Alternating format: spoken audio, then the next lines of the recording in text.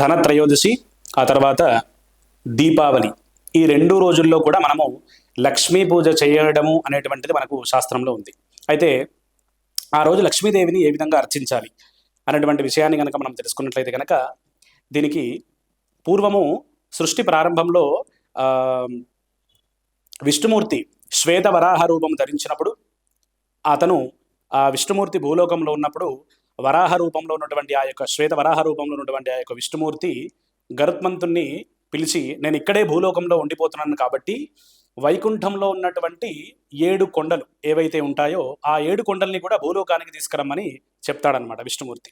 అయితే గరుత్మంతుడు అప్పుడు లక్ష్మీదేవి అక్కడే ఉంటుంది కదా, ఇది మామూలుగా మీరు ఇక్కడ ఉంటారు కదా, లక్ష్మీదేవి అక్కడ ఉంటుంది కదా అని చెప్పేసి గరుత్మంతుడు చెప్తే, అవన్నీ కాకుండా నేను చెప్పినట్టు చేయమని చెప్పేసి ఆ యొక్క విష్ణుమూర్తి చెప్పడము, ఈ గరుత్మంతుడు అక్కడికి వెళ్ళడం, అక్కడ ఉన్నటువంటి లక్ష్మీదేవి స్వామి ఎక్కడైతే ఉంటాడో నేను కూడా అక్కడే ఉంటాను కాబట్టి, స్వామి లేని చోట నేను ఉంటాను కాబట్టి నన్ను కూడా తీసుకెళ్ళు అని చెప్పేసి ఆ యొక్క లక్ష్మీదేవి అంటుంది. అందుకని ఆ కొండపైన ఉన్నటువంటి ఆ యొక్క అక్కడ ఉన్నటువంటి లక్ష్మీదేవితో సహితంగా ఈ యొక్క 7 కొండల్ని కూడా గరుత్మంతుడు తీసుకొని అక్కడికి భూలోకానికి వస్తాడు.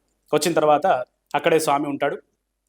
తర్వాత ఈ యొక్క లక్ష్మీదేవి అప్పుడు భూలోకానికి వచ్చినప్పుడు తను అనుకుంటుంది, స్వామి భూలోకానికి నేను వచ్చాను కాబట్టి ఒకసారి నేను భూలోకం అంతా కూడా తిరిగి చూస్తాను, ఎవరెవరైతే అంటే నా యొక్క అనుగ్రహానికి పాత్రులుగా ఉంటున్నారో వాళ్ళ దగ్గరికి నేను ఒకసారి వెళ్ళి చూస్తాను అని చెప్పేసి అంటే స్వామి సరే అంటాడు. తర్వాత ఈ యొక్క లక్ష్మీదేవి బయలుదేరి వెళ్తుంది. అక్కడ ఎక్కడ చూసినా కూడా సాధారణంగా లక్ష్మీదేవి ఉండేటటువంటి ప్రదేశాలు కొన్ని ఉంటాయి. అంటే ఎక్కడైతే ఎవరైతే ఏ ఇంట్లో బ్రాహ్మీ ముహూర్తంలో నిద్రలేస్తారో ఆ సమయంలో దేవత ఆరాధన జరుగుతుందో ఆ ఇంట్లో లక్ష్మీదేవి ఉంటుందని, అలా ఎక్కడైనా జరుగుతుందా అని అలా చూసుకుంటూ వెళ్తుంటుంది. తాను అనుకున్నటువంటి ప్రదేశాలు ఎక్కడ కూడా తనకు కనిపించవు. ఇలా కాదనుకోని చెప్పేసి అలాగ వెళ్తుంటే ఒక గోశాల కనిపిస్తుంది. ఆ గోశాల దగ్గరికి వెళ్ళి లోపలికి వెళ్తుంటే అప్పుడు ఆ యొక్క గోవులు ఆగమని చెప్పేసి అడుగుతాయి, లక్ష్మీదేవిని అడుగుతాయి. అక్కడికి వచ్చినటువంటి లక్ష్మీదేవి నన్ను ఎందుకు ఆపారు అని చెప్పేసి అంటే, అప్పుడు ఆ యొక్క గోవులు మాట్లాడతాయి అన్నమాట. అమ్మ, నువ్వు ఒక దగ్గర స్థిరంగా ఉండవు కాబట్టి, ఎందుకంటే ఒక్కొక్కప్పుడు కోటీశ్వరుల దగ్గర ఉంటావు, మళ్ళీ వాళ్ళను వెంటనే ఆ యొక్క డబ్బంతా కూడా పోయిన తర్వాత వాళ్ళు మళ్ళీ పేదవాళ్ళు అవుతారు. అప్పుడప్పుడు పేదవాళ్ళ దగ్గర ఉన్నటువంటి నీవు వాళ్ళని అనుగ్రహించడంతో వాళ్ళు మళ్ళీ వెంటనే కోటీశ్వరులు అవుతున్నారు, ధనవంతులు అవుతున్నారు. ఇట్లా నీ దగ్గర ఒక దగ్గర నువ్వు నిలకడగా ఉండవు కాబట్టి, మా దగ్గర కూడా ఉండడానికి అట్లా అవకాశం లేదు కాబట్టి, కేవలము మా యొక్క మూత్రంలో, మా యొక్క మలములో అంటే ఆవు పేడలో, ఆవు మూత్రంలో, మా యొక్క గిట్టెలలో ఉండేటటువంటి ధూళిలో మాత్రమే నువ్వు ఉండవలసిందని చెప్పేసి అంటే, సరే అని చెప్పేసి ఆ యొక్క లక్ష్మీదేవి ఆ యొక్క ప్రదేశాల్లో ఉంటాను అని చెప్పేసి చెప్తుంది. అందుకనే మనకు గోమూత్రము, గోమయము, తర్వాత ఆవుల్లో ఉండేటటువంటి ఆ యొక్క పాదాల్లో ఉండేటటువంటి ఆ యొక్క గిట్టల్లో ఉన్నటువంటి ధూళిలో కూడా లక్ష్మీదేవి ఉంటుందని చెప్పేసి మనకు శాస్త్రాలు చెబుతుంటాయి. అయితే ఎప్పుడైతే ఆ యొక్క లక్ష్మీదేవి ఆ భూలోకానికి అక్కడికి వచ్చి ఆ గోశాలకి అక్కడికి వచ్చి ఈ యొక్క సన్నివేశం అంతా కూడా జరిగిందో, అది ఆశ్వయుజ బహుళ అమావాస్య అవడము, అది దీపావళి అవడము ఆ రోజు జరిగిందన్నమాట. అందుకని చెప్పేసి అప్పుడు ఆ యొక్క గోవులు లక్ష్మీదేవితో చెప్తాయి, ఎవరైతే ఈ యొక్క ఆశ్వయుజ బహుళ అమావాస్య నాడు అంటే ఈ యొక్క దీపావళి నాడు ఎవరైతే నిన్ను అర్చిస్తారో, నీ యొక్క పూజ చేసుకుంటారో వాళ్ళ ఇళ్లలో తప్పకుండా నువ్వు ఉండాలి అమ్మా అని చెప్పేసి అంటే అప్పుడు లక్ష్మీదేవి తథాస్తు అని చెప్పేసి వరమిస్తుంది. అప్పటి నుండే మనకు దీపావళి రోజు ఈ యొక్క లక్ష్మీదేవి పూజ చేయడము, అమ్మవారి యొక్క అనుగ్రహం పొందడం, ఇవన్నీ కూడా మనకు జరుగుతున్నాయి. ధనత్రయోదశి నాడు కూడా అంటే ముందు రోజు వచ్చే చతుర్దశి కాకుండా ఆ ముందు వచ్చే తిథి నాడు త్రయోదశి నాడు కూడా దంతేరహ అని చెప్పేసి అంటారు దీన్ని, అంటే ధనత్రయోదశి అని. ఆ రోజు కూడా లక్ష్మీదేవిని పూజించడం అనేటువంటిది మనకు ఉంది. అంటే ఎవరైతే వ్యాపార సంస్థలు ఉంటాయో అక్కడ కానీ, తర్వాత ఇండ్లల్లో కానీ, అందుకనే మనకు ఆ ధనత్రయోదశి నాడు తర్వాత దీపావళి రోజు ఉదయం కానీ సాయంత్రం కానీ లక్ష్మీదేవి పూజలు చేస్తూ ఉంటాం. అంటే అమ్మవారే ప్రత్యక్షంగా చెప్పింది కాబట్టి ఈ 2 తిథులలో కనుక ధనత్రయోదశి నాడు కానీ దీపావళి రోజు నాడు కానీ ఈ యొక్క లక్ష్మీ పూజ చేసినట్లయితే కనుక అమ్మవారికి ముఖ్యంగా ఏంటంటే పద్మప్రియే పద్మిని పద్మహస్తే పద్మాలయే పద్మదలాయతాక్షి అని చెప్పేసి మనం చెప్తూ ఉంటాం. అంటే అమ్మవారికి పద్మాలు అంటే ఇష్టం కాబట్టి పద్మప్రియే పద్మిని పద్మహస్తే, అమ్మవారికి పద్మిని అనే నామం ఉంది. తర్వాత పద్మిని పద్మహస్తే, హస్తంలో పద్మం ధరించి ఉంటుందని. పద్మాలయే అంటే ఎక్కడైతే పద్మాలు ఉంటాయో ఆ పద్మమే తన ఆలయంగా చేసుకొని ఉంటుంది కాబట్టి అటువంటి చోట ఉన్నటువంటి ఆ యొక్క లక్ష్మీదేవి పద్మాలు ప్రీతికరం కాబట్టి ఆ పద్మాలతో ఎవరైతే అంటే ఆ స్తోమతకు తగిన వారు ఎవరైతే ఉంటారో పద్మాలతో పూజించడము, లేదంత స్తోమత లేనటువంటి వారు భక్తి శ్రద్ధలతో పత్రం పుష్పం ఫలంతోయం అని చెప్పేసి మనం చెప్తుంటాం కాబట్టి ఎంతో కొంత అవకాశం ఉన్న వరకు భక్తితో ఆ రోజు అమ్మవారిని అర్చించడము.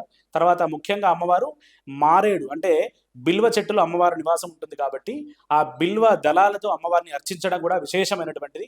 ఈ దీపావళి రోజు కూడా ప్రత్యేకంగా బిల్వ దళాలతో పూజ చేయమని చెప్పేసి కూడా ఉంది శాస్త్రంలో. కాబట్టి బిల్వ దళాలతో అర్చన చేయడము, తులసి దళాలతో అర్చన చేయడము, ఈ విధంగా పద్మాలతో అర్చన చేయడం ద్వారా అమ్మవారి యొక్క అనుగ్రహం ఆ రోజు తప్పకుండా కలుగుతుందన్నమాట. అట్లాగే ఆ రోజు జ్యేష్ఠాదేవి పూజ కూడా చేస్తారు. జ్యేష్ఠాదేవి యొక్క భర్త దుస్సహుడు. అయితే ఈ జ్యేష్ఠాదేవి ఎక్కడైతే ఉంటుందో అక్కడ లక్ష్మి ఉండదు. అంటే జ్యేష్ఠాదేవి అలక్ష్మి అని, అంటే ఆమె లక్ష్మి కానటువంటిది అని.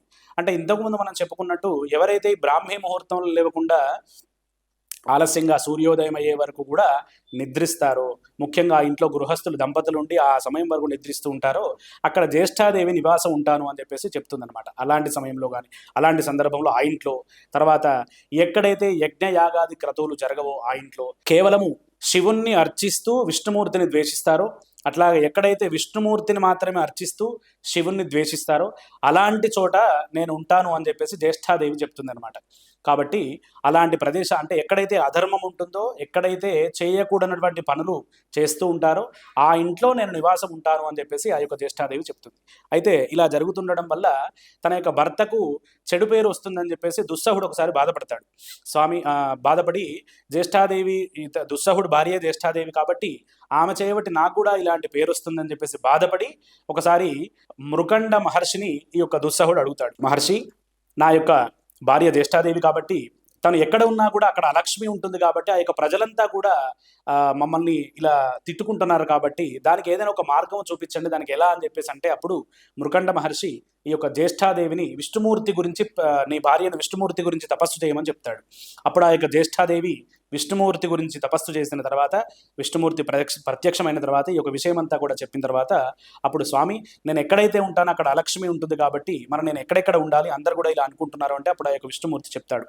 అంటే ఈ విధంగా ఎవరైతే ఎక్కడ ప్రతి చోట కూడా నువ్వు ఉండాల్సినటువంటి అవసరం లేదు. ఎవరైతే ధర్మబద్ధంగా ఉండరో, అధర్మంగా ఉంటారో, ఎప్పుడు కూడా అసత్యం మాట్లాడుతూ ఉంటారో ఆ ఇండ్లల్లో, తర్వాత ఎక్కడైతే దీపారాధన ఆ ఇంట్లో జరగదో, ఎక్కడైతే శివార్చన మాత్రమే జరుగుతుందో విష్ణువార్చన జరగదు, విష్ణువార్చన మాత్రమే జరిగి శివార్చన జరగదు, శివద్వేషులు ఎవరైతే ఉంటారో, విష్ణుద్వేషులు ఎవరైతే ఉంటారో వాళ్ళిద్దరికీ కూడా భేదం చూపించుకుంటూ ఎవరైతే ఉంటారో ఆ ఇంట్లో, ఇలాంటి కొన్ని ప్రదేశాలలో ఆ యొక్క విష్ణుమూర్తి చెప్పడము, ఆ ప్రదేశాల్లో మాత్రమే నీకు నివాసం ఉంటుంది కాబట్టి మిగతా ప్రదేశాల్లో అలాంటి లక్ష్మీదేవి ఉంటుంది కాబట్టి ఈ స్థలాల్లో మాత్రమే నువ్వు ఉండు అని చెప్పేసి అంటే అప్పుడు ఆ యొక్క విష్ణుమూర్తి వరం ఇవ్వడము, తర్వాత జ్యేష్ఠాదేవి కూడా అలాగే అని చెప్పేసి ఈ విధంగా చెప్పినటువంటి ప్రదేశాల్లో మాత్రమే జ్యేష్ఠాదేవి ఉండడము, అంటే అలక్ష్మి ఉండడం, అంటే ఆ యొక్క ఇండ్లల్లో అలక్ష్మి ఉండడం ద్వారా అనారోగ్య సమస్యలు రావడం, ఏ పనులు కాకపోవడం, ఇలాంటివన్నీ కూడా జరుగుతూ ఉంటాయి అన్నమాట. కాబట్టి అవన్నీ కూడా మనము తెలుసుకొని జ్ఞాత్వా కర్మాని కుర్వీత అని, అంటే ఏదైనా సరే మనం విషయం తెలుసుకొని ఆచరించాలి అని చెప్పేసి మనకు శాస్త్రాలు చెప్తూ ఉంటాయి. కాబట్టి ఈ విధంగా ఆ యొక్క ధనత్రయోదశి నాడు దీపావళి రోజు ముఖ్యంగా బ్రాహ్మీ ముహూర్తంలో, బ్రాహ్మీ ముహూర్తే చోత్థాయ, బ్రాహ్మీ ముహూర్తంలో నిద్రలేచి ఆ రోజు మనము అభ్యంగన స్నానం చేసి ఆ విధంగా సూర్యోదయాతు పూర్వమే ఇవన్నీ కూడా పూర్తి చేసుకుని ఆ రోజు లక్ష్మీదేవిని అర్చించినట్లయితే కనుక ఆ ఒక్క రోజునే కాకుండా ఇంతకుముందు చెప్పినట్టు ఆ యొక్క జ్యేష్ఠాదేవి యొక్క నివాసము ఉండకుండా ఉండడానికి ప్రతిరోజు కూడా అర్చన చేయాలి ఆ ఇంట్లో. ఎక్కడైతే అర్చనలు తర్వాత ఇలాంటివన్నీ కూడా జరుగుతుంటాయో అక్కడ జ్యేష్ఠాదేవి ఉండను అని చెప్పేసి అంటుంది. కాబట్టి లక్ష్మీదేవి మన యొక్క ఇంట్లో ఉండాలి అంటే ఈ విధమైనటువంటి నియమాలన్నీ కూడా పాటించుకుంటూ ఈ ధనత్రయోదశి నాడు దీపావళి రోజు ఈ విధంగా విశేషంగా లక్ష్మీ పూజ కనుక చేసినట్లయితే కనుక అమ్మవారికి ఆ యొక్క ప్రీతికరమైనటువంటి వస్తువులతోని ఆ యొక్క పుష్పాలతోని అర్చించినట్లయితే కనుక మనకు తప్పకుండా లక్ష్మీదేవి యొక్క అనుగ్రహము కలుగుతుంది.